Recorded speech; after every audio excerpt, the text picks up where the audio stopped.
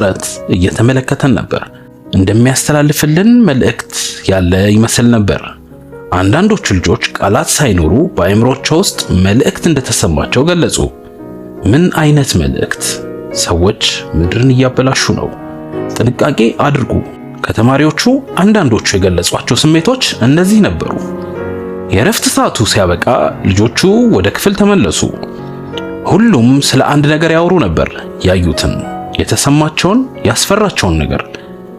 በቀጣዮቹ ቀናት መርማሪዎች መጡ። ልጆቹን ጠየቋቸው፣ ስዕል እንዲስሉም አደረጉ። የሚገርመው ነገር ግን ብዙዎቹ ልጆች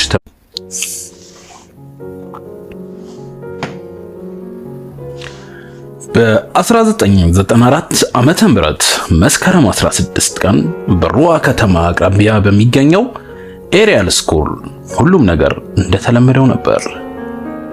ልጆቹ በእረፍት ሰዓታቸው በሜዳ ላይ ይጫወቱ ነበር። መምህራኖቻቸው ደግሞ በትምህርት ቤት ውስጥ ነበሩ። ምንም ያልተለመደ ነገር አልነበረም።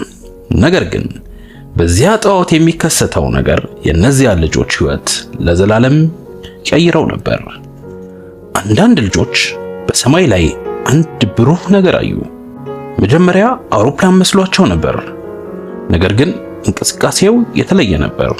ድምፅ አልነበረውም እና ቀስ በቀስ ወደ መሬት እየወረደ መጣ። ልጆቹ መጫወቻቸውን አቁመው ይመለከቱት ነበር። ብሩህ ነገር ከትምህርት ቤቱ አጠገብ ባለ ቁጥቋጦ አካባቢ እንደወረደ ተናገሩ። ከዚያም ነገሮች ይበልጥ አስገራሚ ሆኑ። ብዙ ልጆች በዚያ ቦታ ትናንሽ ፍጥረታት እንዳዩ ተናገሩ። ረጅም ጭንቅላት፣ ትልቅ ጥቁር አይኖች እና ከሰው የተለየ። አንዳንድ ልጆች በፍርሃት ወደ ኋላ ፈገፈጉ። አንዳንዶቹ ደግሞ በቦታቸው ቆመው ይመለከቱ ነበር። ከነዚያ ልጆች መካከል ብዙዎቹ በኋላ አንድ ተመሳሳይ ነገር ተናገሩ። ያ ፍጥረት እየተመለከተን ነበር። በ1994 ዓመተ ምህረት መስከረም 16 ቀን በሩዋ ከተማ አቅራቢያ በሚገኘው ኤሪያል ስኩል ሁሉም ነገር እንደተለመደው ነበር። ልጆቹ በእረፍት ሰዓታቸው በሜዳ ላይ ይጫወቱ ነበር። መምህራኖቻቸው ደግሞ በትምህርት ቤት ውስጥ ነበሩ። ምንም ያልተለመደ ነገር አልነበረም። ነገር ግን በዚያ ጠዋት የሚከሰተው ነገር የእነዚያ ልጆች ሕይወት ለዘላለም ቀይረው ነበር። አንዳንድ ልጆች በሰማይ ላይ አንድ ብሩህ ነገር አዩ። መጀመሪያ አውሮፕላን መስሏቸው ነበር።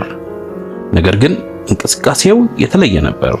ድምፅ አልነበረውም እና ቀስ በቀስ ወደ መሬት እየወረደ መጣ። ልጆቹ